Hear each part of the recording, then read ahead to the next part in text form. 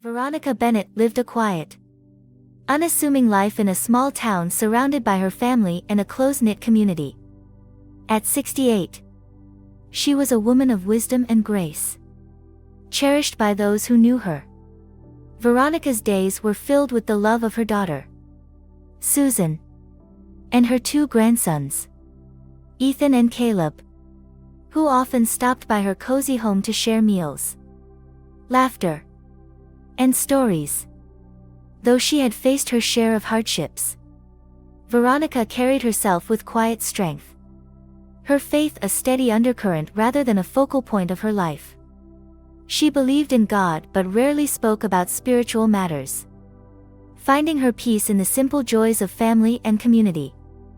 If you believe in God and near-death experiences, subscribe to Life at NDE today. Discover inspiring messages from God through powerful near-death stories that bring hope and understanding.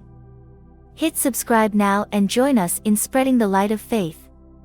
It was a crisp autumn morning when Veronica's life took a sudden, dramatic turn. She woke up feeling unwell and unusual fatigue weighed her down, accompanied by dizziness and sharp pain in her chest. At first, she brushed it off, thinking it was nothing more than exhaustion or a mild illness. But as the day went on, her symptoms worsened, leaving her weak and unable to get out of bed. Susan became increasingly worried. She had always known her mother to be strong and resilient, rarely complaining about discomfort. Seeing Veronica in such a state was alarming. "Mom, we need to get you to the hospital," Susan urged, her voice edged with panic. Veronica tried to wave her off, but her strength was fading fast. Finally, she relented, and Susan called for an ambulance. Ethan and Caleb followed closely in their car, the gravity of the situation evident in their somber expressions. As the ambulance sped toward the hospital, Veronica lay still, her breaths shallow. Susan held her hand tightly, whispering words of reassurance. "Stay with me, Mom," she said, her voice trembling. Veronica wanted to respond, to tell her daughter that everything would be fine, but the words wouldn't come.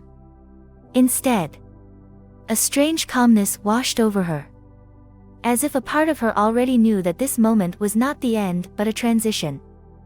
At the hospital, the scene was a blur of hurried voices and frantic movements. Doctors and nurses worked tirelessly to stabilize Veronica, but her body was failing. Machines beeped urgently as they attempted to revive her. Susan and her grandsons waited anxiously in the hallway, their faces etched with fear. Ethan paced back and forth, his hands clenched into fists, while Caleb stared out the window, unable to process what was happening. Then, the unthinkable happened. The machines went silent, and a doctor emerged from the room with a solemn expression. "I'm sorry," he said quietly. "We did everything we could." Time seemed to freeze. Susan collapsed into a chair, overwhelmed by grief. Ethan leaned against the wall, his head bowed, while Caleb's eyes filled with tears. Veronica Bennett, the matriarch of their family, was gone. But for Veronica, this was not the end. She would later recount that as her body failed, she felt an instant release, a weightlifting from her chest, followed by an overwhelming sense of peace. She described the experience as stepping out of her physical self and into something greater. "I wasn't afraid," she would later tell her family. "It was like being carried on a gentle breeze, surrounded by warmth and light." This light, as Veronica described it, was unlike anything she had ever known. It wasn't the harsh glare of the sun or the artificial glow of hospital lamps. It was alive, radiant, pulsating, and filled with a love that enveloped her completely. As the hospital room faded away, Veronica felt herself being drawn toward the light. It wasn't a physical pull but an irresistible invitation. She felt no pain. No fear, only an indescribable sense of homecoming. For her family, those moments were filled with sorrow. For Veronica, they were the beginning of an extraordinary journey that would challenge everything she had ever believed. Little did anyone know, this was not goodbye. Veronica Bennett was about to return with a story that would change their lives forever. As Veronica moved toward the radiant light, she felt an overwhelming sense of peace and love. A kind she had never known in her earthly life. It was not just a light she saw, it was a presence she felt. One that seemed to know her intimately. As though it had been with her through every moment of her existence.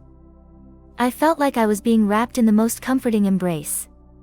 Veronica would later recount. It wasn't just warmth, it was love. Pure and unconditional.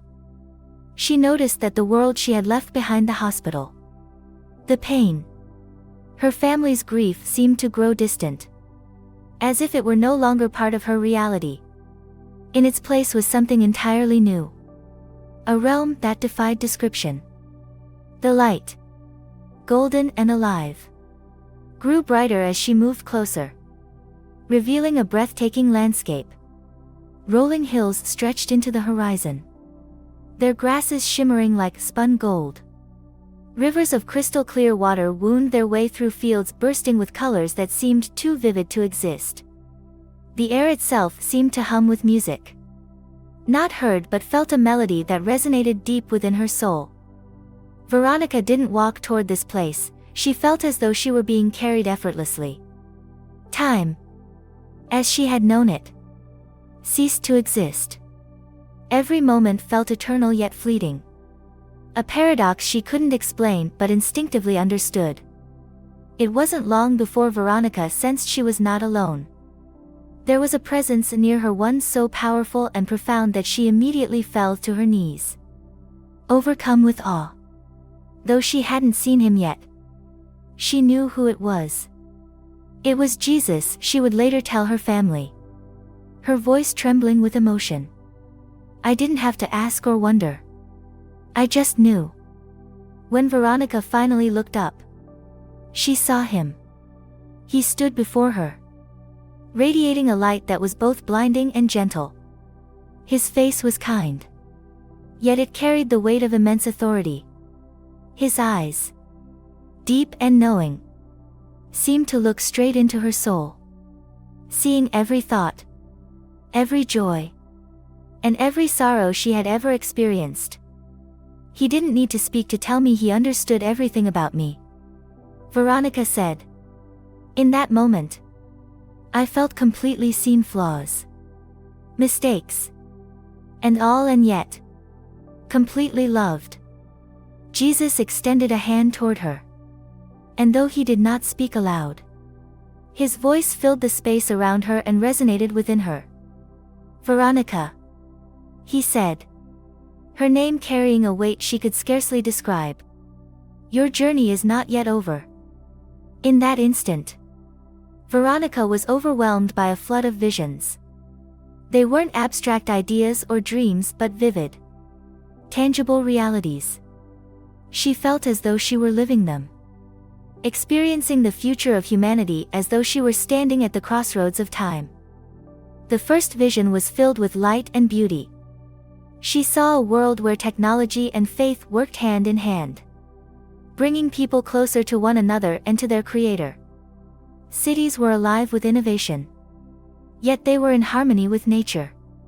People used their advancements to heal the planet, connect with each other, and create lives filled with purpose and compassion. But then the vision shifted. Darkening. Veronica saw a starkly different future, one where humanity had become enslaved by its own creations. Technology, once a tool of progress, had become a means of control. People lived isolated lives, disconnected from one another and from their faith. The world was cold and lifeless, dominated by machines that valued efficiency over humanity. The contrast between the two futures was staggering. At the center of these visions, Veronica saw a man, someone she recognized but had never met in person. It was Elon Musk. Surrounded by towering structures of metal and glass, his creations reaching into the heavens. His work was pivotal. Veronica explained later. Jesus showed me that he stood at a crossroads. His choices capable of leading humanity toward light or shadow. Jesus's gaze turned to Veronica. His eyes filled with both love and urgency. Humanity is at a turning point, he said, his voice resonating deep within her. The choices made now will shape the future for generations to come. Technology is a gift, but it must be guided by wisdom, faith, and compassion. Without these, it will become a tool of division and destruction. Veronica felt the weight of his words pressing down on her soul. She wanted to stay in this place of peace and light, but she knew what was coming. Your work is not done, Jesus said, his tone gentle but firm. You must return and share what you have seen. Warn them, Veronica. Show them the path of love, unity, and faith. Before Veronica could respond, the vision faded, and she felt herself being pulled back.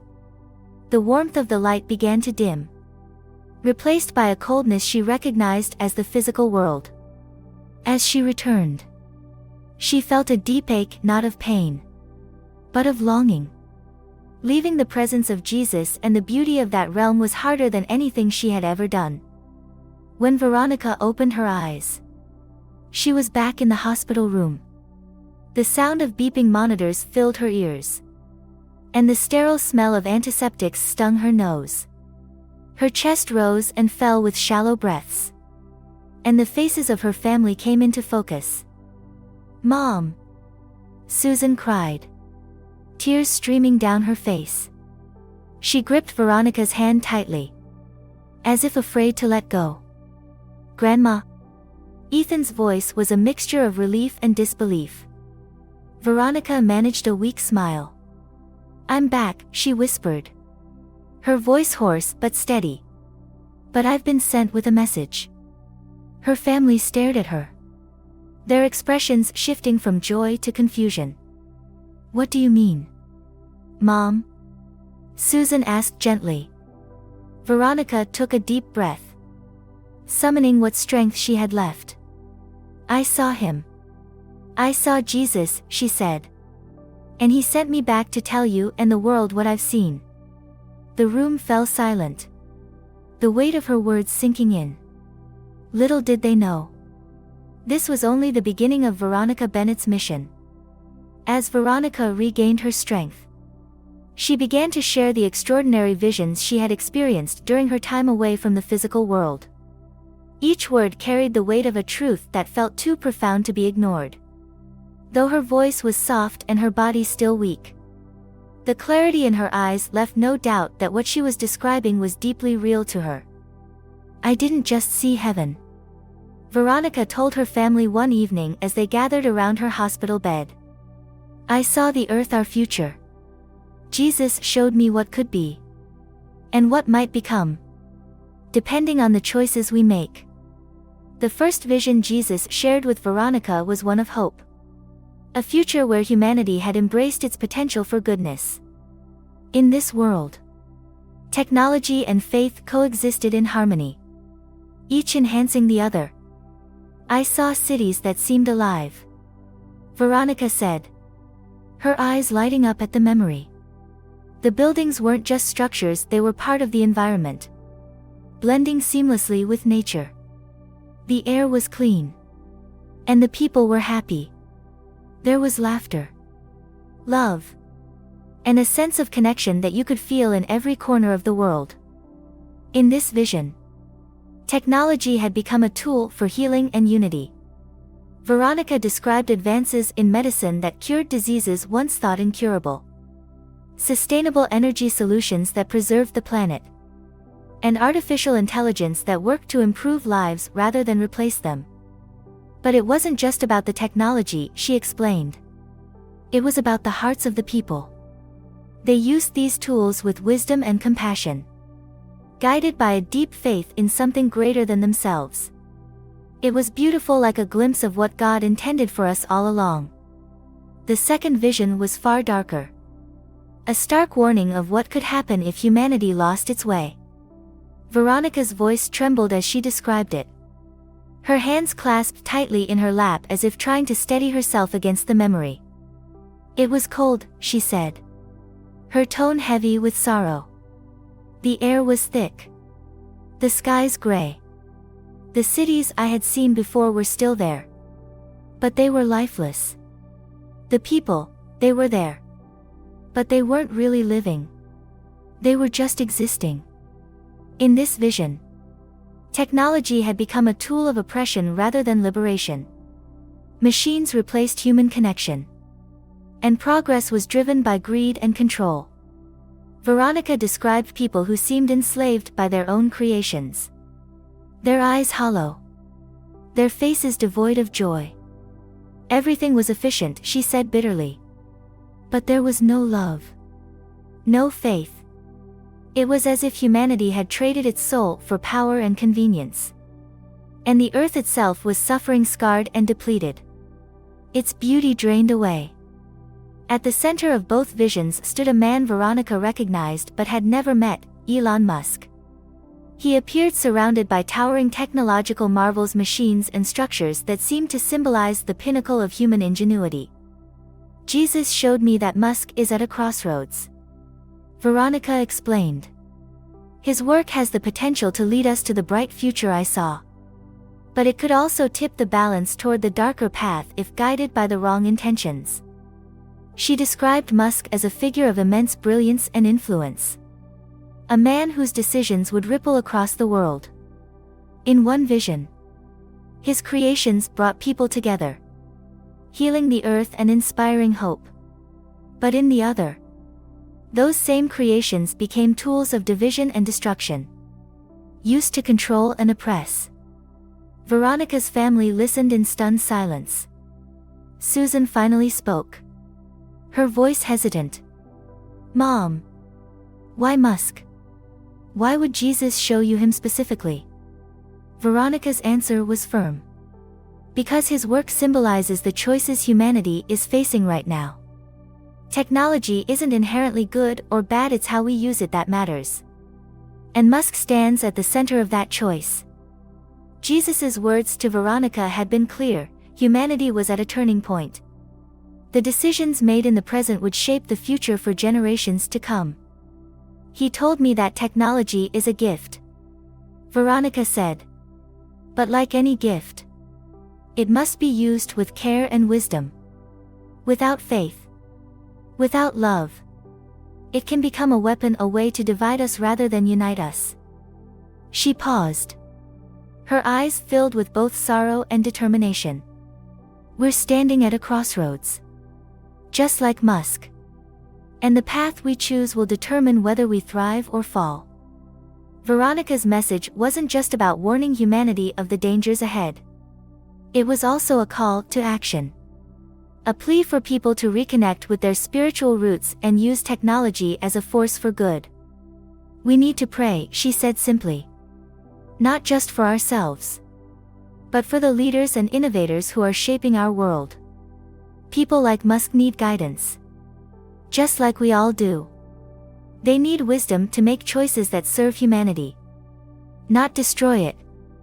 Her words resonated deeply with her family, though they struggled to fully grasp the weight of what she was saying. Ethan, ever the skeptic, leaned forward and asked, Grandma, do you really think one person can make that big of a difference? Veronica met his gaze, her expression steady. It's not just one person, Ethan. It's all of us. But sometimes, God uses individuals to influence the world in ways we can't even begin to understand. Musk is one of those people.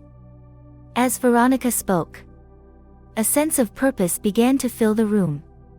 Her family, though overwhelmed by the enormity of her message. Felt the sincerity in her words. This wasn't just a story, it was a mission. One that required not just belief but action. For Veronica, the visions were more than a glimpse of what could be.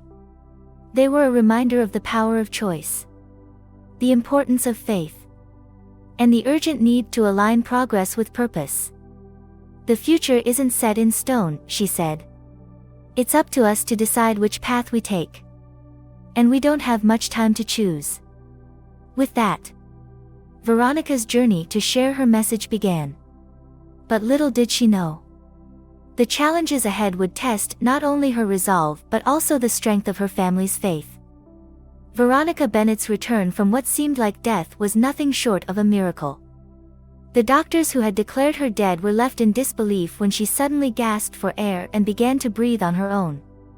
The monitors that had gone silent came back to life, and the medical team scrambled to stabilize her. Her daughter Susan, overcome with emotion, held Veronica's frail hand tightly. "Mom, you were gone," she whispered, tears streaming down her face. "We thought we lost you." Veronica managed a faint smile, her voice soft but clear. "I wasn't gone, Susan. I was sent back." As the days passed and Veronica regained her strength, she began to share what she had experienced. The visions, the light, and the words of Jesus weighed heavily on her heart. She knew she had been entrusted with a message, and now she had to find a way to deliver it. Veronica's family reacted to her story in different ways. Susan, though shaken by the ordeal, was open to her mother's account. She had always admired Veronica's wisdom and grounded nature and found it hard to dismiss the sincerity in her voice. Ethan, however, was skeptical. "Grandma, I love you. But this sounds impossible," he said one afternoon. "How can we believe that Jesus sent you back to warn us about Elon Musk? It doesn't make any sense." Veronica remained calm, her voice steady. "Ethan, I understand how you feel. But I know what I saw. And I know what I was told. This isn't about me, it's about all of us. The choices we make now will shape the world you and your children will live in." Caleb, the quieter of the two grandsons, seemed caught in the middle. Though he didn't voice his doubts as openly as Ethan, it was clear he was struggling to reconcile his grandmother's account with his own understanding of the world. "Grandma," Caleb asked hesitantly, "why would Jesus care about technology? Isn't heaven supposed to be above all that?" Veronica leaned forward, her gaze unwavering. "Because technology is shaping our world, Caleb. It has the power to connect us or destroy us. Jesus cares about anything that affects humanity, especially when it can pull us away from Him or bring us closer." Despite the mixed reactions from her family, Veronica felt a growing sense of urgency to share her story. Susan encouraged her to speak to their pastor, hoping he might offer guidance on how to proceed. The pastor, a kind and thoughtful man named Reverend Paul, listened intently as Veronica recounted her experience. When she finished, he sat in silence for a moment before speaking. "Veronica, I've known you for many years, and I've always respected your honesty and wisdom," he said. "What you're saying is extraordinary. It's not something everyone will accept, but I believe it's worth sharing. Perhaps your story is meant to plant seeds, even if not everyone is ready to hear it." With Reverend Paul's encouragement, Veronica agreed to share her experience during a Sunday service. The church was packed the day Veronica stood before the congregation. She gripped the edges of the podium, her hands trembling slightly. But her voice was strong as she began to speak. "I know many of you have heard about what happened to me," she said, her eyes scanning the crowd. "I was declared dead. But I came back. And while I was gone, I saw something that changed me forever. She described the light, the presence of Jesus, and the visions of humanity's future. As she spoke, she could see the emotions on the faces of those listening. Some were moved, others skeptical, and a few visibly uncomfortable. Jesus showed me two futures, Veronica continued. One where humanity thrives, guided by love, faith, and wisdom. And another where we lose our way, consumed by greed and the very technologies we've created to help us. She paused, her voice growing softer but no less intense. The future isn't set in stone. The choices we make today will determine which path we take. And we must pray not just for ourselves, but for those who are shaping our world. Like Elon Musk. His work is pivotal, but he needs guidance, just like we all do. When she finished, the room was silent. Then, slowly, people began to approach her, their faces filled with questions, hope, and even tears. While many were moved by Veronica's story, not everyone was convinced. Some in the congregation whispered their doubts, questioning whether her experience was real or simply a hallucination. One man approached her after the service, his arms crossed. "I don't mean to be disrespectful, Mrs. Bennett," he said, "but how can we be sure this wasn't just your mind playing tricks on you?" Near-death experiences are often explained by science. Veronica met his gaze calmly. "I can't convince you," she replied. "I can only tell you what I saw and what I felt. The rest is up to you." Others, however, found comfort in her words. A woman who had recently lost her husband approached Veronica with tears in her eyes. "Your story gives me hope," she said softly. "Hope that he's in a place of love and peace, just like you described." Veronica hugged the woman tightly. "I believe he is," she said. As Veronica continued to share her message, strange and unexplainable events began to occur. Lights in her home flickered in rhythmic patterns, and appliances turned on and off without explanation. Neighbors reported similar occurrences: power surges, static-filled screens, and vivid dreams of light and warmth. To Veronica, these signs felt like confirmations of her experience, reminders that her message carried weight beyond her understanding. But they also brought unease to those around her. "Mom, this is starting to feel unsettling," Susan admitted one evening as they sat in the living room. "What if it's something more than a message? What if there's a darker side to all of this?" Veronica placed a reassuring hand on her daughter's. "I don't believe these signs are meant to frighten us," she said. "They're meant to remind us of the urgency of the message. We can't ignore it." Susan. As Veronica's story spread, it began to reach beyond her small community. News outlets picked up on the miraculous account of her revival and the powerful message she claimed to carry. Journalists, skeptics, and believers alike sought her out, eager to hear her story firsthand. Though the attention was overwhelming, Veronica remained focused on her mission. "This isn't about me," she told her family. "It's about the message. It's about reminding people that faith and love must guide us, especially in these uncertain times." Despite the doubts and challenges she faced, Veronica's resolve never wavered. She knew the road ahead would not be easy, but she was determined to fulfill the mission Jesus had entrusted to her, no matter the cost. And so, Veronica Bennett pressed forward, carrying her message of hope, warning, and faith to a world standing at a crossroads. Veronica Bennett's mission to share the message she had been entrusted with by Jesus was met with a mixture of awe, skepticism, and resistance.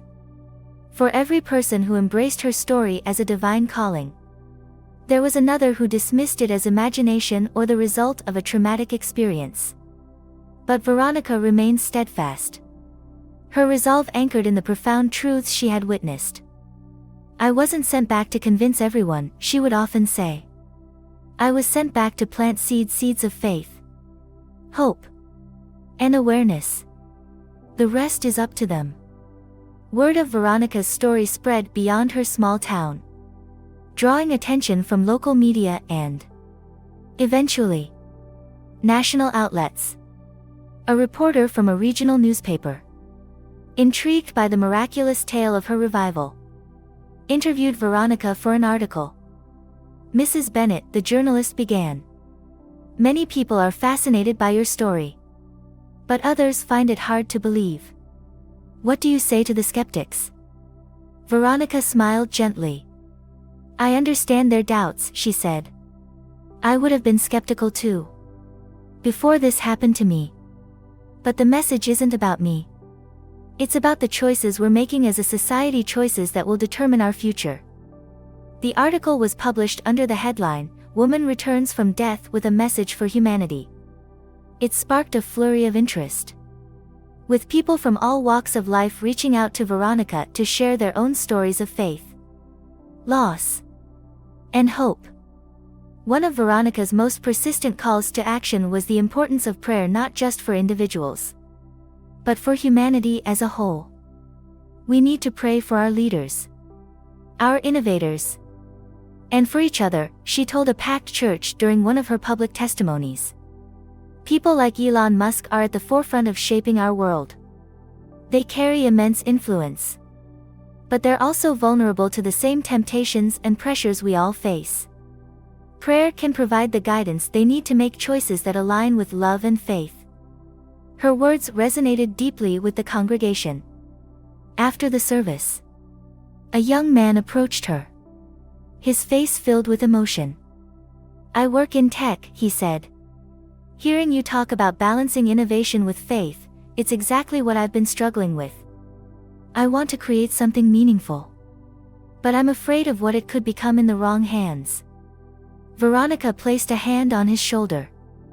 "You're not alone in that struggle," she said. "Pray for wisdom, and trust that God will guide you. Use your gifts to serve others, and you'll be on the right path." As Veronica's message gained traction, the unexplainable events that had begun after her return became more pronounced.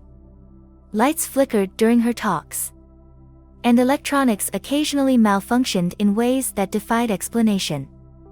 Some dismissed these occurrences as coincidences, but others saw them as signs that her message carried a deeper spiritual significance.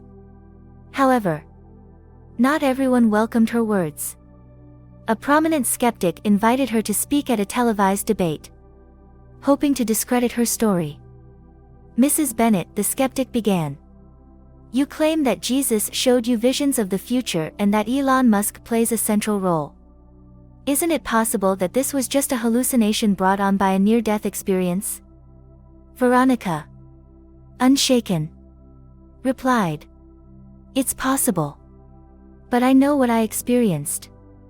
The clarity, the love, and the urgency of the message were unlike anything I've ever known. You don't have to believe me, but I ask you to consider the message itself. Isn't it worth reflecting on the kind of future we're building?" Her calm, grounded response silenced much of the criticism, leaving even the skeptic with a thoughtful expression. Despite the resistance, Veronica's mission continued to inspire those who heard her speak. She emphasized that her visions were not just warnings but also messages of hope. "Jesus showed me two futures," she reminded her audiences. One was filled with light and connection, where technology served humanity's highest good. The other was cold and dark, where we lost our way. The beautiful thing is, the choice is ours to make. We still have time to choose love, faith, and unity. Her words reached people in unexpected ways. A single mother struggling to provide for her children wrote to Veronica, saying, Your story reminded me to trust in God's plan, even when things feel impossible. Thank you for giving me hope." A young engineer shared that he had started a prayer group at his company. Inspired by Veronica's call to align innovation with spiritual grounding. "We want to create technology that heals and connects, not divides," he wrote. Veronica's story began to spark larger conversations about the intersection of faith and technology. Churches, community groups, and even universities invited her to speak, hoping to explore the moral and spiritual implications of progress in an increasingly tech-driven world. "I'm not an expert in technology," Veronica often said, "but I am a witness to what happens when we forget our spiritual roots. Progress without purpose is hollow. But progress guided by love and faith can transform the world in ways we can't even imagine." Her humility and sincerity won over even some of her most ardent critics. At home, Veronica's family began to see the impact of her mission firsthand. Susan, who had always been practical and level-headed, found herself drawn to her mother's unwavering faith. "I've seen how much this has changed you, Mom," she admitted one evening. "It's hard to deny that something extraordinary happened." Even Ethan, the most skeptical of her grandsons, began to soften. "Grandma," he said one afternoon, "I still don't understand everything you're saying, but I can see how much good it's doing."